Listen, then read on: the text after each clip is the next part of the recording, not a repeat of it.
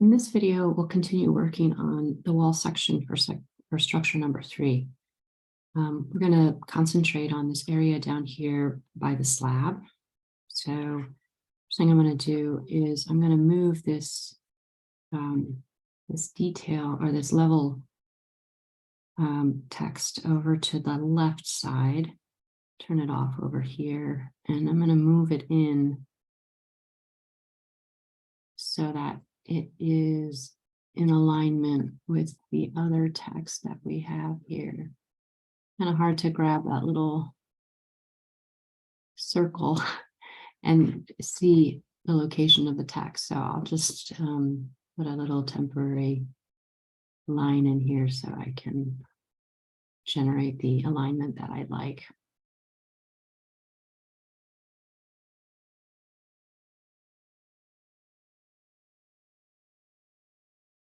And then I can erase that line. Okay, now another thing that we want to do is, as we had been working with the other topographies, we need to have this positive drainage outside of the structure. And you can see right here, there's a bit of a flat part here. If this is the case for your drawing, what you need to do is go back to the site plan and click on the topography, edit the surface. And what I'm going to do is bring these points back to the corners of the structure. So click here, go to move, and bring it, roughly in there. There's a number of layers that are included in this in terms of the building assembly, but I think if you just go out to that point that I am, you should be fine. Move. Okay, go back to modify edit surface, hit the check mark, and then let's take a look at the section. Okay, so now we have positive drainage running away from the structure. Okay, now this says top of subfloor, but I'm going to change this to be top of slab. All caps. And would you like to rename the corresponding views? I'm going to say no, because we don't want to change it everywhere in the project. Just here. Okay.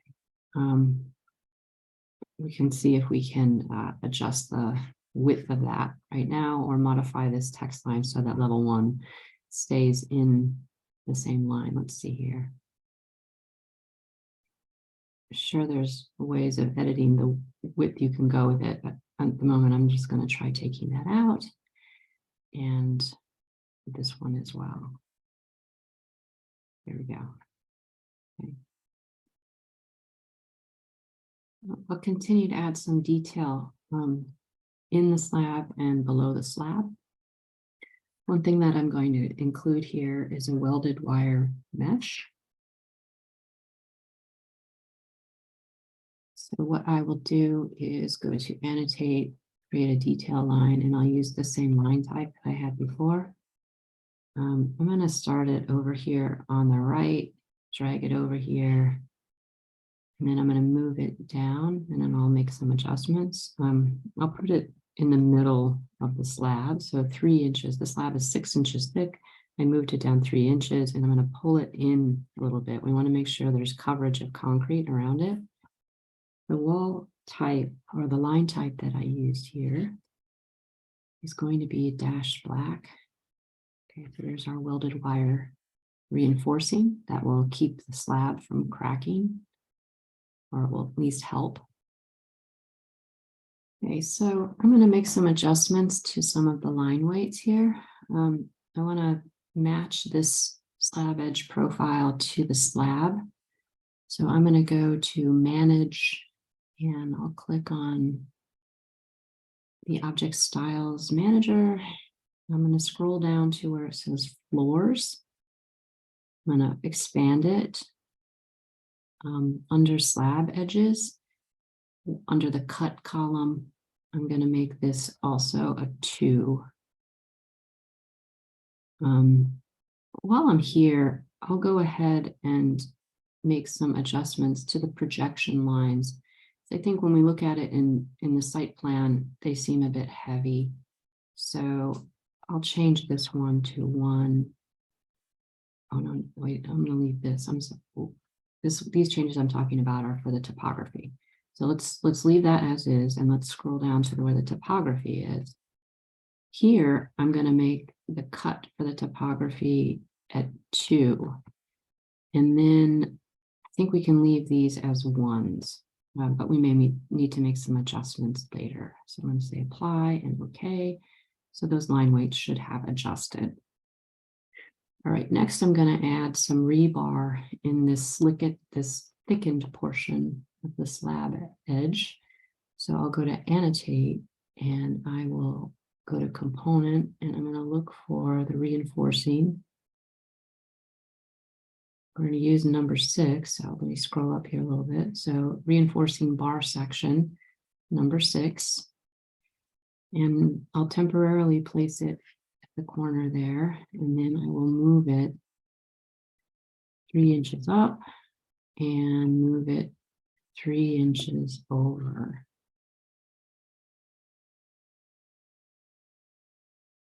For some reason it jumped down a little bit. Let's try that again. I want to keep it in a straight line, 3 inches. Here we go. Okay, and let's see if I can mirror it. In the midpoint here. And I think I want to move this one over 1 inch. So we can make them approximately in those locations. All right, so we have our slab, we have some rebar that will help with the extra load that's coming from these exterior walls to help give a little bit more, it'll add more tension resistance to the slab. Next, we're going to add some materials underneath the slab. There'll be 3 parts to this. We'll have a vapor retarder, we'll have some rigid insulation, and we'll have a layer of gravel. So what I'm going to do is go to annotate and detail line. And I'll first start off by tracing some of the lines that are here, and then I'll start doing some offsetting. Okay, let's see, detail line. I'm just going to cover some of these, and some of them I'll let run a little longer. All right, let's start off with our line of gravel. So I'm going to use the offset command, offset 2 inches, and I will click on this line, offset again, try this again. Okay, the offset, there it is. There's the, no, is that the line that I want? No, that's the topography. So click on it, offset, and why is it giving me some trouble here? I have this one. Let's move this down 4 inches. Okay, this one here I can erase. Delete. Let's try offsetting this one.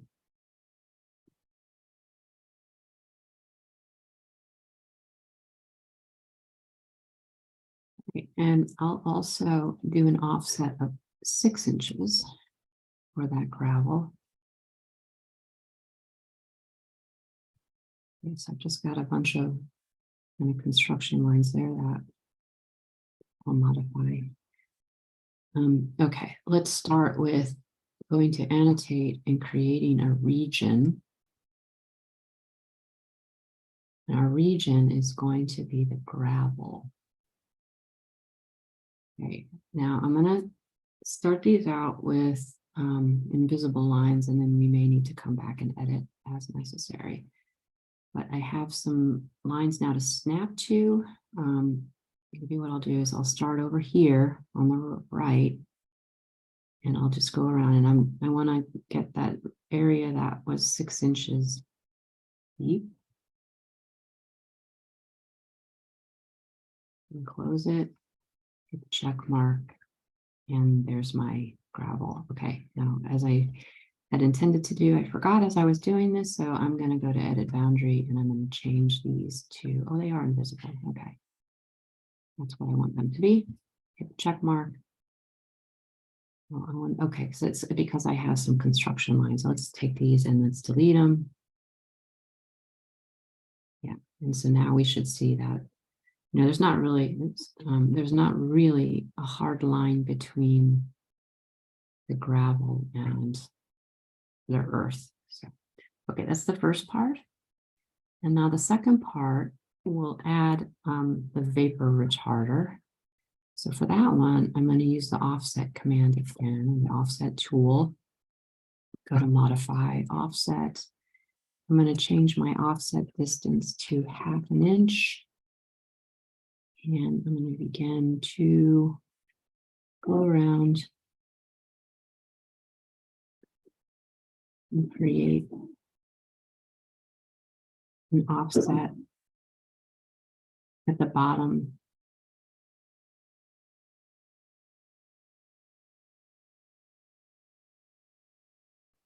To delete some of these extra lines that I don't need.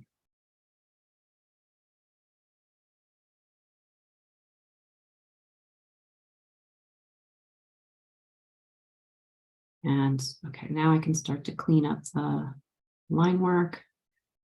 Right, I'm going to use that fillet tool.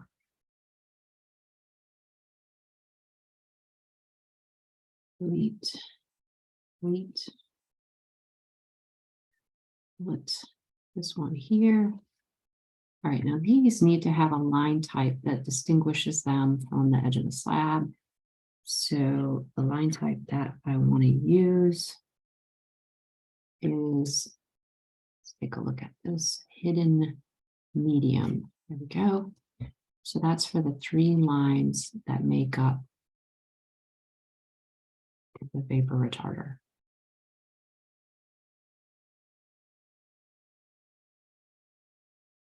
Okay, now the last component here is going to be the vapor, or not the vapor, the rigid insulation that will go underneath slab. I'm going to go back to annotate region, field region, and we're going to use the ortho crosshatch. Okay, now should these be visible or invisible? I think they want to be the hidden medium line type. So I'm just going to begin here and I'm going to go around, and this is for that 2-inch thickness. It can go all the way up to the underside of the slab.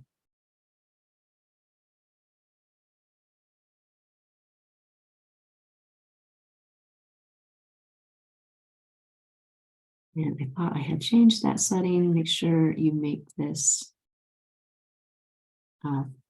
thin medium was the line type that we want. So careful so you don't have to do what I'm doing now, which is to go in and change them.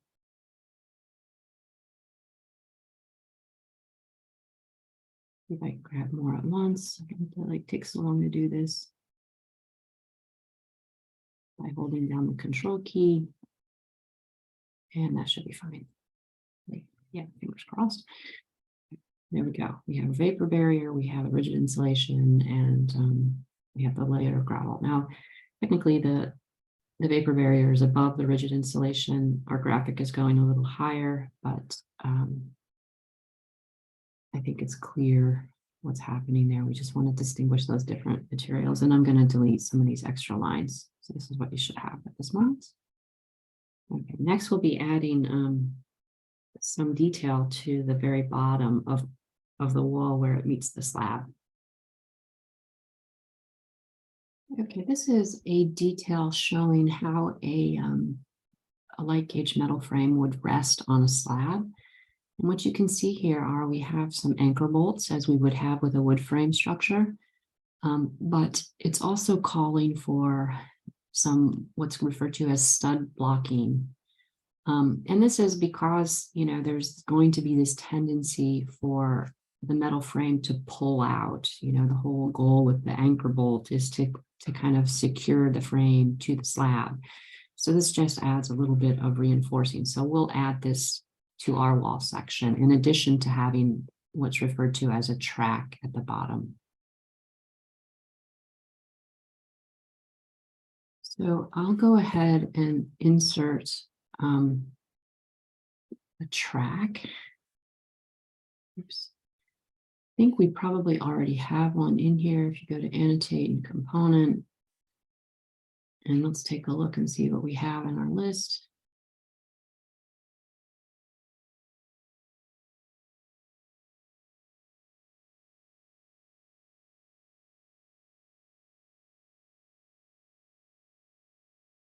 Okay, we have runners, channel sections, and let's place one here. Now, as we had with the situation before, it comes in here and the line weights are not really helping to identify that. So I'm going to repeat that process that I did before and add some extra lines to that. So hopefully that reads a little bit more clearly in the wall section. Right, and then as I showed you with that image, we want to add in here another layer of information. So I'm going to draw this, but it's not going to, we're going to offset. Offset. It's not going to, be the actual sizes of this. This is really just for graphic purposes that will include these lines so that we have something to reference. So I'm just going to offset all of these by 1/4 of an inch. And then I'll come in and I will fillet these joints so that we have kind of an element to point to.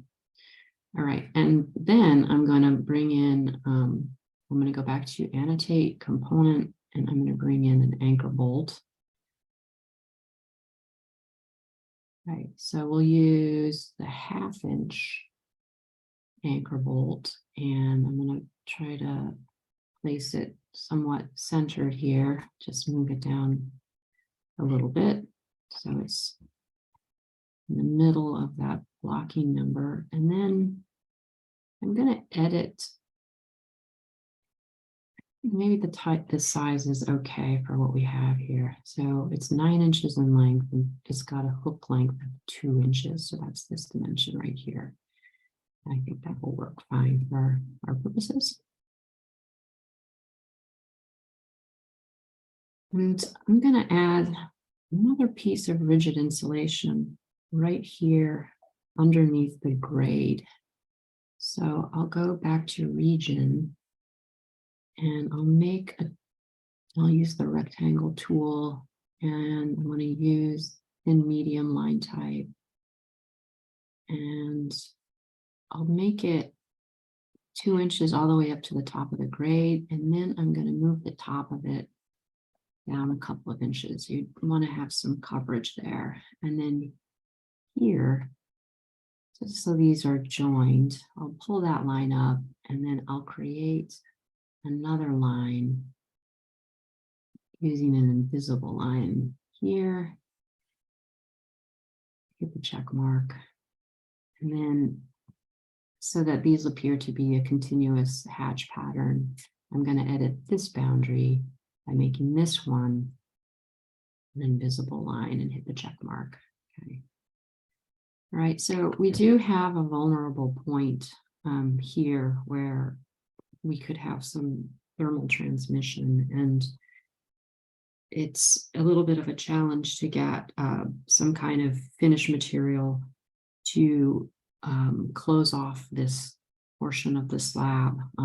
This insulation here will provide some protection thermally, as well as this one right here, but we do have a gap there.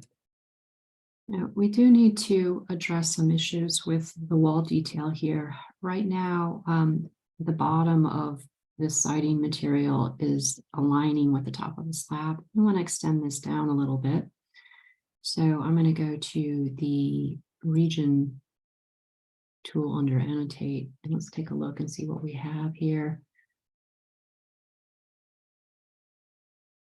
right, we have a couple of wood layers. I can't remember which one is the one that we used to generate the pattern for this one. Let's go ahead and add a rectangle here.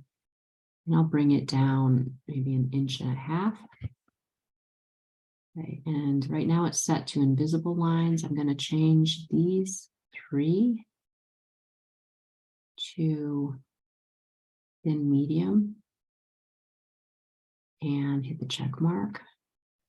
Okay, so right now it's set as ortho crosshatch. Let's see what one looks like. Okay, let's try wood 2. So some of them might be just like the hatch pattern is too far, and I think it's fine if that's the case. Now, one thing I do want to do is bring this up a little bit so we eliminate that line between, but we basically want the siding to drop a little bit. Okay, now inside the wall here, we're going to add some flashing. It's going to go up against the sheathing. It's going to turn on top of the slab, and then it's going to drop down below here. And that's going to keep any water from collecting inside the wall assembly. Okay, so to create this, I'm going to go to detail line, and I'm going to change it from thin medium to just medium. I'm going to make a line that is maybe about 4 inches, somewhere in there is good. And I'll do the same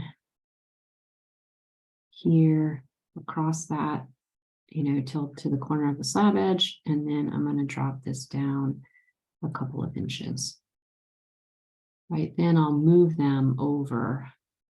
Let's try 0.25 inches. Move this up 0.25 inches and move this over again, just graphically, so it reads next to those other building components. Okay, so that takes care of the flashing.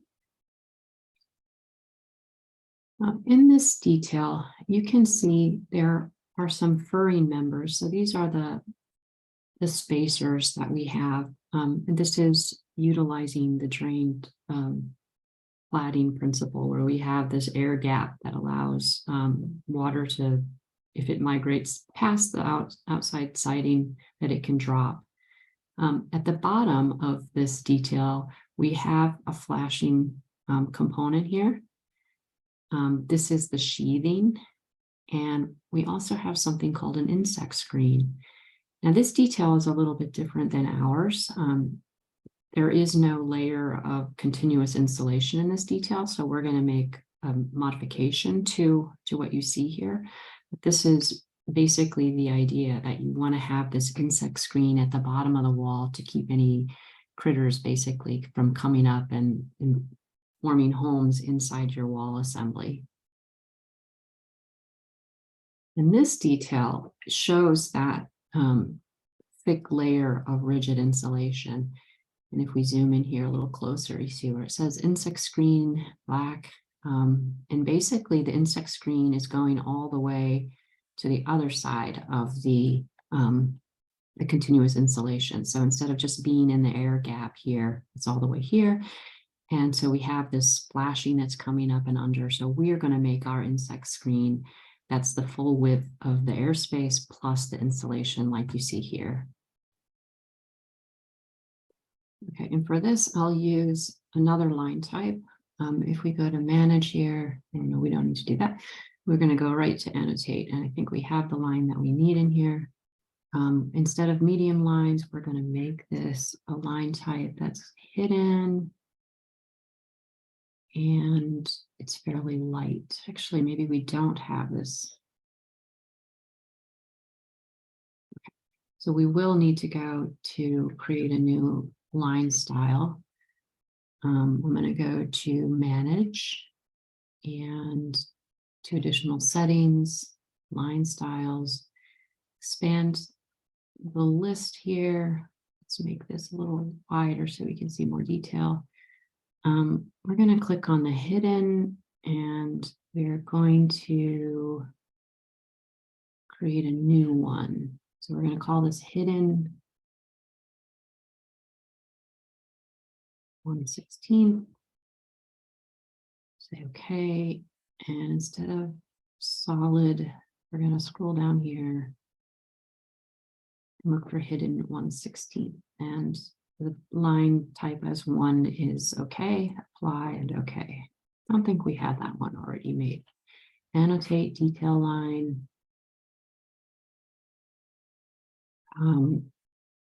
Find this new line type, hidden 1/16. And we can, let's make some offsets here.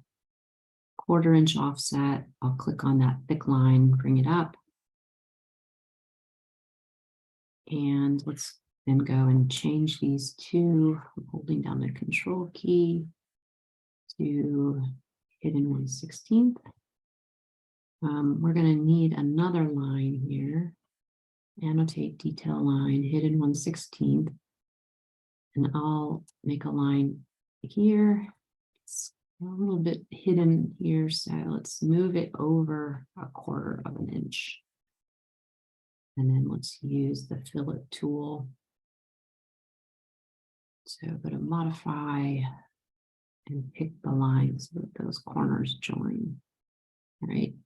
Probably this does not need to be this high. I'll bring it down to 2 inches. Same thing with this one, 2 inches. So we just need a graphic basically that represents that. And again, that's just so we have something to point to.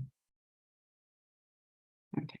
Now we didn't show insulation in this interior part of the wall assembly in the core actually. But you could also add bats in there and extend them into the roof rafter section to increase the R value of the wall. And now we can begin adding some notes for these components that we just added.